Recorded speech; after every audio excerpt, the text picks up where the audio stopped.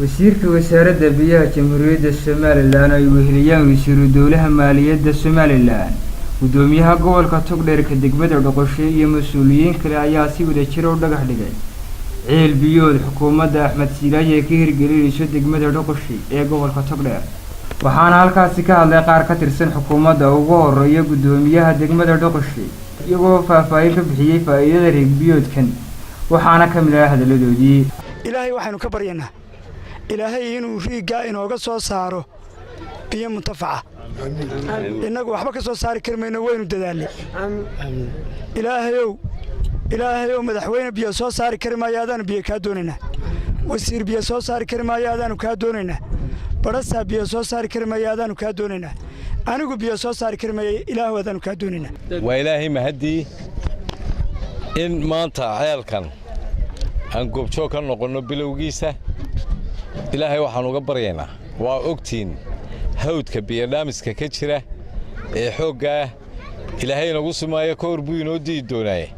mudane wasiir waxaan aad iyo aad kuugu hambalyaynayaa sida wanaagsan ee dadaalka ugu jirto in ummadani mas'uuliyaddii aad u haysay aad gudato wasiir awalan ku soo dhawow degmada Dhoqoshay aad iyo aad baan kugu soo dhaweynaynaa waan ku faraxsanahay maanta inaad halkan la joogto wasiir ceelka kani wuxuu soo maray runtii process dheer wuxuu ka soo bilaabmay ballanqaadkii madaxweynaha jamhuuriyadda Somaliland safarkiisii dheeraa ee ku marayay dalka ugu dambeyntiina waxaa halkaasi ka hadlay wasiirka wasaaradda biyaha Somaliland soo rajo fiican ka muujiyay in sida ugu dhaqsaha badan riigan biyo looga soo saari doono sida aynu ka warqabno halkan waxaan isugu nimi inaynu dhagax dhigno ceelka Dhoqoshay oo baahi badan ay ka jirtay ummadda aad ugu baahnayd dawladuna ay dadaal badan iyo talagal badan ay kala haayeen iyo ballanqaado badan aan soo fuliyay maanta ficilkii aan wala nimi ilaahay baynu baryaynaa inuu inoo fududeeyo oo biyana dhab inaga siiyo